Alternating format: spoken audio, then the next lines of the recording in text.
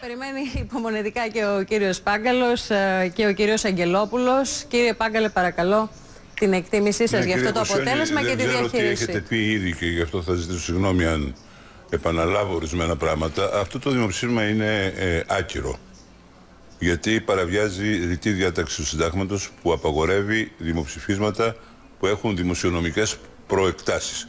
Και αυτό για ένα πολύ απλό λόγο, διότι τα δημοψηφίσματα που έχουν δημοσιονομικές προεκτάσεις, δηλαδή αφορούν αν θα πάρεις ή αν θα δώσεις χρήματα στον πολίτη, είναι λογικό να απαντώνται από τον πολίτη προς την κατεύθυνση του συμφέροντός του. Και δηλαδή, γιατί υπεγράφει από τον πρόεδρο της Δημοκρατίας, κύριε Πάγκαλε? Λοιπόν, γιατί θεωρώ ότι ο πρόεδρος της Δημοκρατίας προσέφερε κάκιστη υπηρεσία στο πολίτευμα και στον εαυτό του, υπογράφοντας αυτό το δημοψήφισμα, όφιλε να το αναπέμψει όπως έχει το δικαίωμα.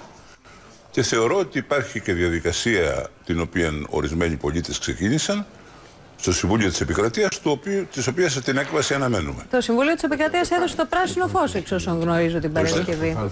Έδωσε το πράσινο φως. Ναι, το Συμβούλιο της Επικρατείας. Και αυτοί προσφέραν λοιπόν κάκιστη υπηρεσία στον εαυτό τους.